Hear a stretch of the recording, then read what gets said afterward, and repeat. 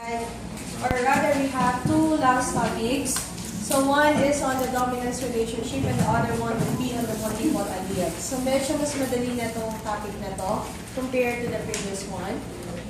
Okay, so let's move on with the complete dominance. Okay, so how will you say that there is actually a complete dominance in between the gene pairs? Okay, so the heterozygote and the heterozygous individual have the same genotype as the homozygous dominant. Okay?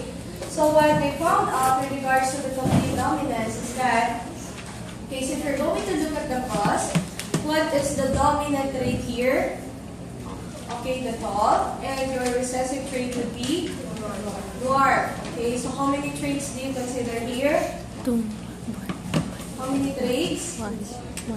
How many traits? You only have one, and that is pertaining to the height of the plant. Okay? So, tall versus your dwarf one, purebred for each of the gene pair, you will be producing in the F1, which is tall. Okay? So, the definition of complete dominance is that the heterozygous phenotype is the same as your homozygous dominant.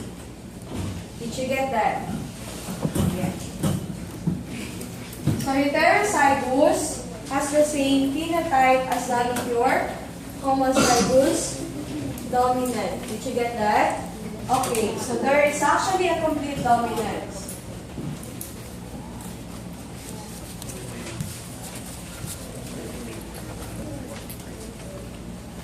Complete dominance, okay, so this is the map.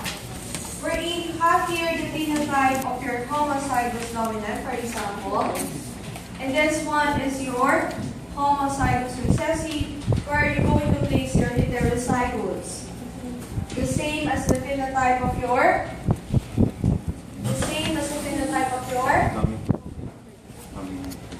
homozygous dominant. Okay, so they lie on the same phenotype. Did you get that? Okay, so if the phenotype of the heterozygous condition is the same as the homozygous dominant, so you call that one as complete dominant. Okay, so let's move on. The next type of dominance would be your incomplete dominance. Okay, so how are you going to differentiate the incomplete from the complete dominance?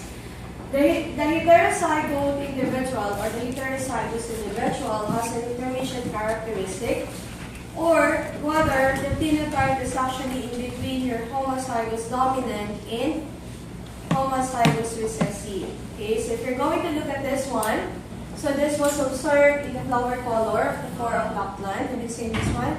The 4 o'clock plant. You mentioned this maliliit yung kanyang flower. Okay, so the homozygous dominant has a red phenotype. Please take note, this is homozygous recessive. The homozygous recessive would be white.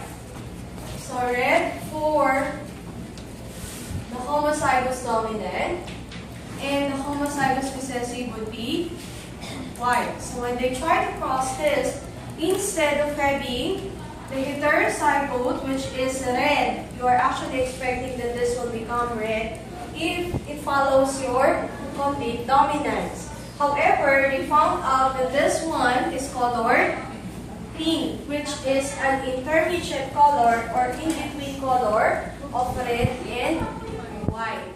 Therefore, they build another dominance relationship, what they term to as incomplete dominance. Okay? So if we're going to map that, we're going to map the incomplete dominance. This one is actually your homozygous dominant, which is red. This one is homozygous recessive, which is white. Where do you find the heterozygous individual? At the middle. In between the color of your, so this one is actually pink. This one is white. Red. Therefore, you have here the pink. Okay? So you would observe that if the characteristic characteristic of the heterozygous is in between the homozygous dominant and homozygous recessive. We will call that one as incomplete dominance. Did you get that? Okay, let's go to the next one.